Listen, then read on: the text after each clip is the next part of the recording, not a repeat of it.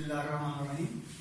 कल हमने mutual induction discuss किया था, तो उसमें हमने ये कहा था कि एक कॉइल जो है जब उसमें करंट चेंज होता है तो उसकी नेबरहुड में जो दूसरी कॉइल पड़ी होती है, इस कॉइल के करंट के चेंज होने की वजह से जो मैग्नेटिक फील्ड चेंज होता है उसकी वजह से मैग्नेटिक फ्लक्स चेंज होगा। तो चूंकि दूसरी कॉइल जो है उसकी नेबरिंग में पड़ी है, बिल्कुल करीब पड़ी है, तो दूसरी कॉइल का भी फ्लक्स चेंज होगा। तो फ्लक्स के चेंज होने की वजह से ईएमएफ इंड्यूस होता है। यानी कि एक कॉइल में अगर हम करंट को चेंज करवाते हैं तो दूसरी कॉइल में ईएमएफ इंड्यूस होता है। तो इसका हमने नाम दिया था म्यूचुअल इंडक्शन का। अब ये देखेंगे, अगर एक कॉइल है तो उस कॉइल को जब हम उसका करंट चेंज करते हैं, फॉर एग्जांपल ये हमारे पास एक कॉइल है, इस कॉइल का करंट हम चेंज करते हैं उसी तरह जिसका कल हमने प्राइमरी कॉइल जो बनाई थी, तो डेफिनेटली क्या होगा, इसके अपने करंट के चेंज होने की वजह से भी तो इसका मैग्नेटिक फ्लक्स चेंज होगा ना। तो इसके अपने ही मैग्नेटिक फील्ड के चेंज होने की वजह से, अपने करंट के चेंज होने की वजह से इसका जो मैग्नेटिक फ्लक्स चेंज होता है उसकी वजह से भी इसमें ईएमएफ इंड्यूस होगी। तो ये जो ईएमएफ है इसको हम नाम देंगे सेल्फ इंडक्शन का। अभी हम देख लेते हैं, ये बैटरी है हमारे पास वेपर्स, इसके साथ हमने ये रियोस्टेट लगा दिया। अब ये रियोस्टेट जो है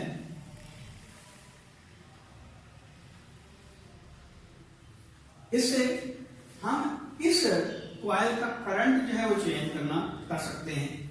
तो ये बैटरी लगी हुई है। अब इस बैटरी की वजह से जो करंट इसमें ड्रॉ होगा वो किस तरह होगा, ये इसकी डायरेक्शन ये होगी। तो डेफिनेटली जब इसमें करंट फ्लो होगा तो इसमें मैग्नेटिक फील्ड जो है वो जनरेट होगा। तो ये कॉइल ही है सोलेनॉइड की तरह, तो इसका क्या मतलब हुआ, इसके मैग्नेटिक फील्ड की लाइनें जो इस पर एंटर होंगी और इधर से इमर्ज होगी। ये और ये मुझे कैसे पता चला, मैंने राइट हैंड रूल इस्तेमाल किया है। यानी कि जिस डायरेक्शन में कॉइल का करंट कॉइल में फ्लो हो रहा है उसी डायरेक्शन में अपने राइट हैंड की उंगलियां जो उसको टर्न करें, कर्ल करें, तो अंगूठा जो है वो इन पोल को शो कर रहा है। मीन इधर से मैग्नेटिक फील्ड की लाइन इस तरह एमर्ज होगी। तो अगर तो इसका करंट कांस्टेंट है, इसका मतलब यह है कि इसका मैग्नेटिक फ्लक्स जो है वो कांस्टेंट है, मैग्नेटिक फील्ड कांस्टेंट होने की वजह से। क्योंकि आपको पता है कि बी जो होता है वो म्यू नॉट एन आई के इक्वल होता है। अब आई की वैल्यू कांस्टेंट है तो बी की वैल्यू कांस्टेंट रहेगी। अगर बी की वैल्यू तो कांस्टेंट है तो इसका फ्लक्स चेंज नहीं होगा। अब फ्लक्स चेंज नहीं होगा तो इसमें करंट इंड्यूस नहीं होगा, या ईएमएफ इंड्यूस नहीं होगी। लेकिन जैसे ही हम इसका रेजिस्टेंस जो है वो चेंज करते हैं रैपिडली, रियोस्टेट की मदद से हम रैपिडली इसकी रेजिस्टेंस जो है वो चेंज करते हैं, तो उसकी वजह से इसका करंट चेंज होगा। अब करंट चेंज होगा इसका मतलब जो कि इसका मैग्नेटिक फील्ड चेंज होगा। मैग्नेटिक फील्ड चेंज होने की वजह से मैग्नेटिक फ्लक्स भी चेंज होगा। अब इसका जो मैग्नेटिक फ्लक्स चेंज होता है उसकी वजह से भी करंट इंड्यूस होगा या ईएमएफ इंड्यूस होगी। तो वो ईएमएफ जो इंड्यूस होगी या जो करंट इंड्यूस होगा वो इस करंट को अपोज करेगा। इसका मतलब ये हुआ कि जब हम इसको रैपिडली इसके रेजिस्टेंस को चेंज करेंगे तो जो करंट में चेंज आएगी, इंड्यूस करंट उस चेंज को अपोज करेगा, जिसकी वजह से इसका करंट रैपिडली चेंज नहीं होगा बल्कि उसको कुछ ड्यूरेशन के बाद उसमें चेंज है वो एग्जिस्ट करेगा। तो बात कहना चाहता था कि सेल्फ इंडक्शन जो है वो क्या है, ऐसा प्रोसेस जिसमें कॉइल की अपने करंट की वजह से जो ईएमएफ इंड्यूस होती है उसको हम नाम देते हैं सेल्फ इंडक्शन। यानी कि कॉइल में जो करंट चेंज होता है, इस चेंज करंट की वजह से कॉइल में भी, इसी कॉइल में भी ईएमएफ इंड्यूस होती है। तो ये प्रोसेस, ये फिनोमेना है, ये कहलाता है सेल्फ इंडक्शन का। अब हम ये देखना चाहते हैं कि ये सेल्फ इंडक्शन जो है किन किन फैक्टर्स के ऊपर डिपेंड करती है। पहली बात तो ये देखें कि इसमें जो ईएमएफ इंड्यूस होगा वो तो जाहिर है हम Faraday law of electromagnetic induction से लेंगे कि epsilon is equal to -n delta phi over delta T. बल्कि ये n जो है नंबर ऑफ टर्न्स है और डेल्टा फाई फ्लक्स में चेंज आती है delta T with respect to time. अब यहाँ एस या पी लिखने की जरूरत नहीं है। वजह क्या है कि पिछले आर्टिकल में हमारे पास दो कॉइल थी, एक को हमने नाम दिया था प्राइमरी कॉइल का, एक को नाम दिया था सेकेंडरी कॉइल का। यहाँ तो कॉइल ही एक है, इसलिए यहाँ एस या पी लिखने की जरूरत पेश नहीं आएगी। तो epsilon is equal to minus N delta phi over delta T की इक्वल होगा। अब यहाँ देखिए कि इसका जब इसमें करंट फ्लो हो रहा है तो इस करंट की वजह से इसका मैग्नेटिक फील्ड डिवेल्प हुआ और मैग्नेटिक फील्ड की वजह से इसका मैग्नेटिक फ्लक्स क्या कहते हैं कि क्रिएट हो गया है। अब मैग्नेटिक फ्लक्स जो है अगर हम कहते हैं कि इसकी एक टर्न में, यानी कि ये जो कॉइल के नंबर ऑफ टर्न्स n के इक्वल हैं, इसकी एक टर्न में जो फ्लक्स पास हो रहा है उसकी वैल्यू बिल्कुल फाई के बराबर है। तो टोटल फ्लक्स किसके बराबर होगा? एक टर्न का फ्लक्स फाई, तो टोटल इसके नंबर ऑफ टर्न्स है n, तो टोटल फ्लक्स जो होगा वो n फाई के बराबर होगा। और वो किसके प्रोपोर्शनल होगा? वो इसके करंट के प्रोपोर्शनल होगा। अगर करंट ज्यादा है फ्लक्स की वैल्यू ज्यादा होगी। क्यों बोला? कि इसका एरिया तो कांस्टेंट है, लेकिन b की वैल्यू जो है वो i के ऊपर डिपेंड करती है। अगर i चेंज होता है तो b की वैल्यू चेंज होती है, i ज्यादा होगा b की वैल्यू ज्यादा, इसी तरह i कम होगा तो b की वैल्यू भी कम हो गया। तो b की वैल्यू कम होगी तो फाई जो है वो b के ऊपर डिपेंड करता है। आपको पता है फाई जो है b और a का प्रोडक्ट होता है। अब a की वैल्यू कांस्टेंट है लेकिन b की वैल्यू चेंज होने की वजह से फ्लक्स चेंज होगा। तो कहना ये चाहता था कि ये जो फ्लक्स है, टोटल फ्लक्स इस सोलेनॉइड का वो प्रोपोर्शनल है इसके करंट के, यानी कि इसमें जो करंट फ्लो हो रहा है i उसके प्रोपोर्शनल। या हम कह सकते हैं कि n फाई जो होगा वो some constant is equal to some constant into i के इक्वल होगा। ये n जो है ये जाहिर है यहाँ कांस्टेंट और प्रोपोर्शनलिटी के तौर पर काम कर रहा है। इसको नाम देते हैं सेल्फ इंडक्टेंस का, ये कहलाती है सेल्फ इंडक्टेंस। जिस तरह कल हमने कहा था म्यूचुअल इंडक्टेंस, तो ये है सेल्फ इंडक्टेंस। इसको वैसे कोएफिशिएंट ऑफ सेल्फ इंडक्शन भी कहेंगे, कह सकते हैं। तो यहाँ आपकी किताब में सेल्फ इंडक्टेंस इसको कहा गया, तो सेल्फ इंडक्टेंस भी ठीक है। तो L जो है वो सेल्फ इंडक्टेंस कहलाती है इस कॉइल की।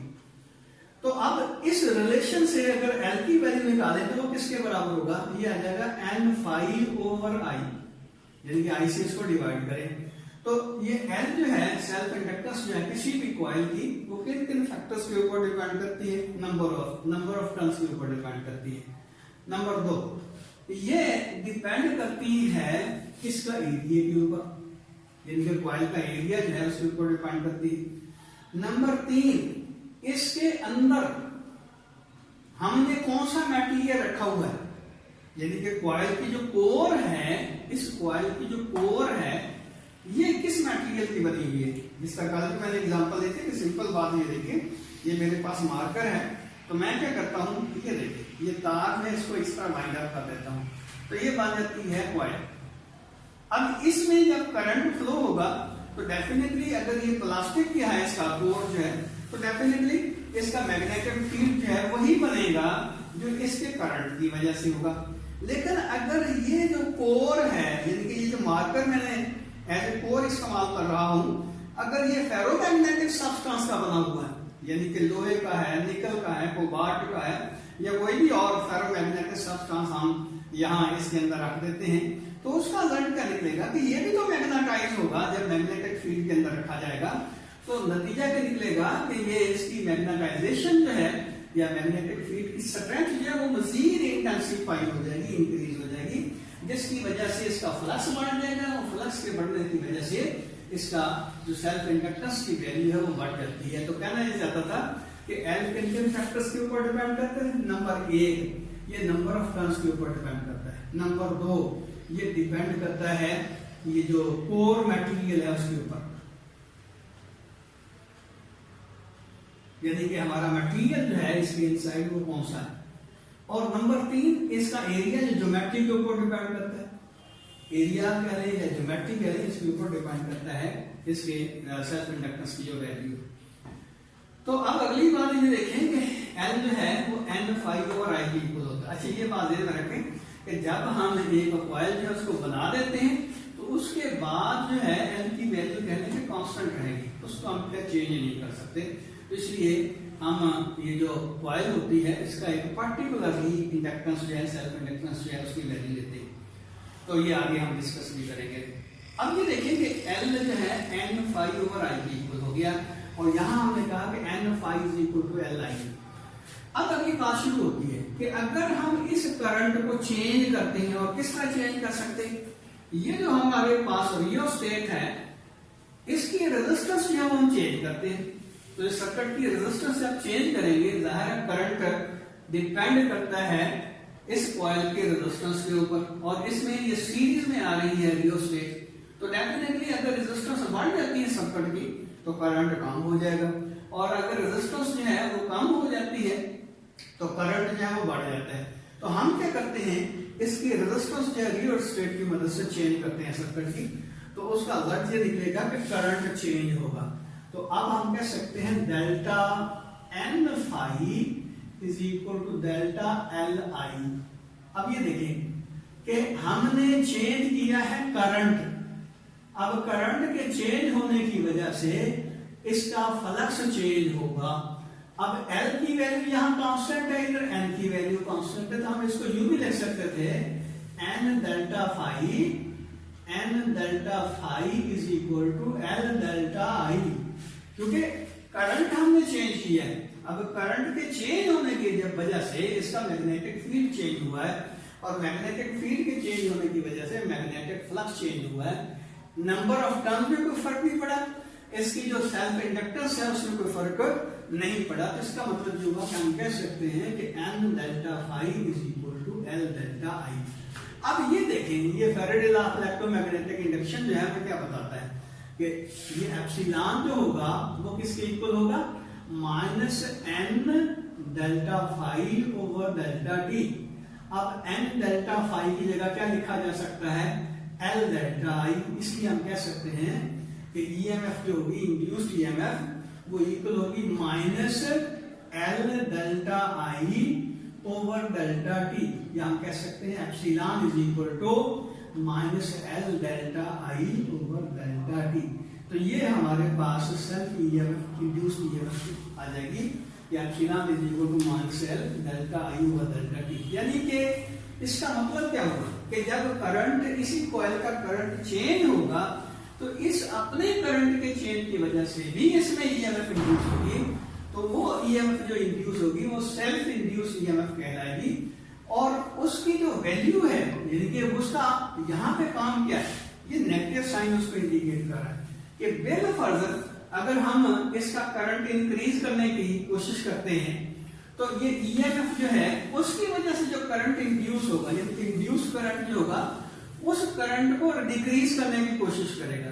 और इसी तरह अगर हम करंट को डिक्रीज करने की कोशिश करते हैं by the increasing of resistance rheostat की मदद से, तो डेफिनेटली क्या होगा कि ये ईएमएफ, जो इंड्यूस्ड ईएमएफ है, उस करंट को इंक्रीज करने की कोशिश करेगी। तो इसका मतलब ये हुआ कि ये जो हमारी कॉइल है इसमें इंडक्टेंस क्रिएट होती है, इसलिए आमतौर पर जो कॉइल होती है उसको इंडक्टर भी कहते हैं। इस इंडक्टेंस की वजह से इस कॉइल को इंडक्टर भी कहते हैं, ये सेल्फ इंडक्टेंस की वजह से।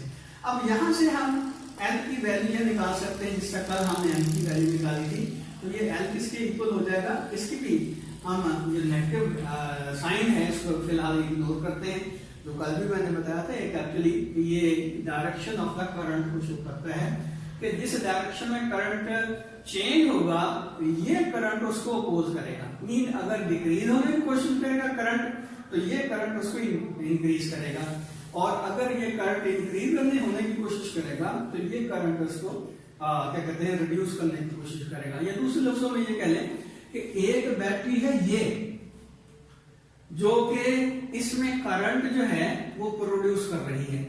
अब जैसे ही यहां अगर हमने स्विच लगा दिया, बिल्कुल स्विच को ऑन करते हैं तो ये बैटरी इस डायरेक्शन में करंट को फ्लो करवाने की कोशिश करती है, लेकिन इसमें जो ईएमएफ इंड्यूस होती है वो इसके करंट को डिक्रीज करने की कोशिश करती है, कम करने की कोशिश करती है, रिड्यूस करने की कोशिश करती है। तो ये इंडक्टेंस यही चीज इंडिकेट कर रहा है कि जब इसमें ईएमएफ इंड्यूस होगी तो अगर ये बैटरी जो है इसमें करंट फ्लो करवाने की कोशिश करती है इंक्रीजिंगली, तो ये उसको डिक्रीज करने की कोशिश करेगा और इसी तरह इसका रेसिप्रोकल भी होगा। तो अगर यहां से अगर हम एल की वैल्यू निकालें तो एल किसके इक्वल होगा, epsilon over delta I over delta T, यानी कि सेल्फ इंडक्टेंस जो होती है वो EMF induce in the coil पर time rate of change of current in the same coil, यानी कि जिस रेट से करंट चेंज होता है और उसकी वजह से इसमें जो ईएमएफ इंड्यूस होती है इनकी जो रेशियो होगी ये इस कॉइल की सेल्फ इंडक्टेंस कहलाएगी। और इसके यूनिट जो होते हैं वो भी हेनरी होंगे। तो 1 हेनरी किसके बराबर होगा, 1 हेनरी होगा 1 वोल्ट ओवर 1 एम्पेयर, बल्कि वोल्ट की जगह में मैं V लिख देता हूं, 1 वोल्ट ओवर 1 एम्पेयर पर सेकंड, या सेकंड को ऊपर ले लें तो ये आ जाएगा वोल्ट सेकंड पर एम्पेयर। तो ये 1 हेनरी के इक्वल होगा। क्या मतलब हुआ कि अगर हम ये कॉइल जो है लेते हैं और इसमें करंट जो है उसको चेंज करते हैं at the rate of 1 ampere पर सेकंड, यानी कि बैटरी जो है बिल्कुल इसमें जो लगाई हमने वो करंट को 1 एम्पेयर पर सेकंड के लिहाज से इंक्रीज कर रही है, तो उसकी वजह से इसमें जो ईएमएफ इंड्यूस होगी, यानी कि इस बैटरी के ईएमएफ को अपोज करने वाली जो ईएमएफ इंड्यूस हुई है वो अगर 1 वोल्ट के बराबर होगी तो हम कहते हैं कि इस कॉइल की जो सेल्फ इंडक्टेंस है उसकी वैल्यू जो है 1 हेनरी के बराबर होगी। यानी कि ये देखिए 1 henry is equal to 1 volt over 1 ampere पर सेकंड, यानी कि अगर ईएमएफ इंड्यूस होती है इसमें 1 वोल्ट की कॉइल के अंदर, उस वक्त जब इसमें करंट जो है वेरी हो रहा है at the rate of 1 ampere पर सेकंड, तो हम कहते हैं कि इस कॉइल की सेल्फ इंडक्टेंस की वैल्यू जो है वो 1 हेनरी के बराबर होगी। नहीं, तो ये हमारे पास हेनरी आ गया। तो कहना नहीं चाहता था ये इसका जो ये इस्तेमाल है खासतौर पर जब हम एसी सर्किट जो है उसको इस्तेमाल करते हैं तो उसमें ये जो हमारी सेल्फ अपना इंडक्टर जो होता है ये रेजिस्टर के तौर पर काम करता है। ये देखिए अगर बिल्कुल यही कॉइल है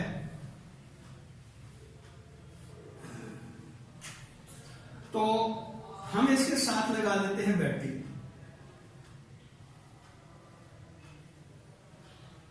यहां लगा देते हैं बैटरी और यहां लगा देते हैं स्विच। चलो यहां स्विच लगा देते हैं।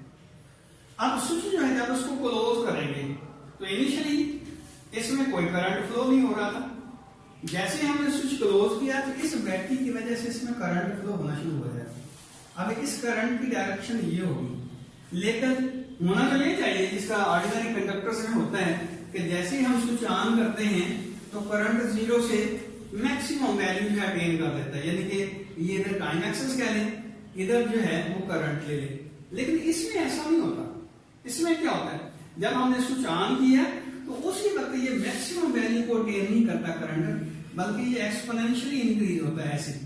तो ये इस तरह क्यों इंक्रीज होता है, उसकी वजह यह है कि इनिशियली जब करंट इंक्रीज होने की कोशिश करता है तो इंड्यूस्ड करंट उसको अपोज करता है। इसका मतलब ये हुआ कि ये रेजिस्ट कर रहा है इंक्रीज करंट की इंक्रीजों को रेजिस्ट कर रहा है, जो जिसके नतीजे के तौर पर ये करंट जो है वो एब्रैप्टली यहां से 0 से 1 तक नहीं जाता, यानी कि आई तक नहीं जाता, बल्कि ये एक्सपोनेंशियली इस तरह इंक्रीज होता जाता है। और इसी तरह ये करंट अब कांस्टेंट हो गया, बिल्कुल स्टैटिक करंट फ्लो होना शुरू हो गया। इसी तरह जब हम इसको स्विच ऑफ करते हैं तो होना तो ये चाहिए कि सडनली इसका करंट यहाँ 0 के ऊपर आ जाए, लेकिन ऐसी बात नहीं होती। होता क्या है कि जब हम इसका करंट 0 करने की कोशिश करते हैं, यानी स्विच को ऑफ करते हैं, तो इसमें इंड्यूस करंट जो है उसी डायरेक्शन में करंट को फ्लो करवाने की कोशिश करता है जिस डायरेक्शन में ऑलरेडी करंट फ्लो हो रहा था। मीन इंड्यूस करंट की वजह से ये करंट सडनली 0 नहीं होगा, बल्कि एक्सपोनेंशियली इसका डिक्रीज होता जाता है।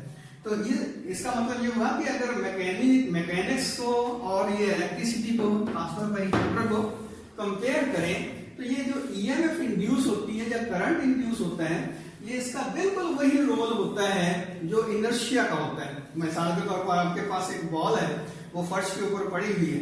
जब उसको आप बॉल को चलाना चाहते हैं तो बॉल आपको एक जो फोर्स है उसको अपोज करती है, लेकिन जब वो चलना शुरू कर देती है, अब अगर उसको रोकने की कोशिश करेंगे तो भी बाल उसको अपोज करेंगे। बिल्कुल इसी तरह यहाँ देखिए कि करंट अगर इंक्रीज हो रहा है तो इंड्यूस करंट जो है उसको अपोज करेगा, लेकिन जब एक बार करंट जो है स्मूथ हो जाता है, फ्लो होना शुरू हो जाता है, अब जब उसको डिक्रीज करने की कोशिश करते हैं तो ये उसको रेजिस्ट करता है, मीन उसी डायरेक्शन में कॉइल में करंट जो है फ्लो होना शुरू हो जाता है, इंड्यूस करंट फ्लो होना शुरू हो जाता है जिस डायरेक्शन में ऑलरेडी ये करंट फ्लो हो रहा था, मीन उस करंट को असिस्ट करता है। दूसरे लफ्जों में ये कहें कि जब हम करंट को इंक्रीज करते हैं तो इंड्यूस करंट जो होता है कॉइल के अंदर वो उसको डिक्रीज करने की कोशिश करता है, रेजिस्ट करने की कोशिश करता है, और अगर हम उसको डिक्रीज करने की कोशिश करते हैं तो वो इसकी इंक्रीज करने की कोशिश करता है।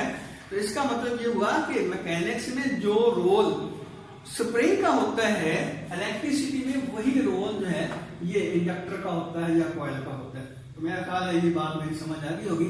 तफसील के साथ तो इंशाल्लाह इसको एसी सर्किट में ही डिस्कस करेंगे।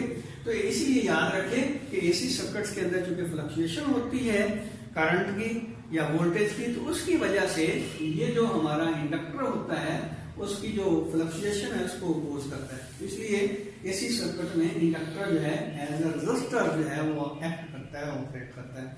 अगर कोई बात पूछनी है तो पूछिए। अल्लाह हाफिज़। इसको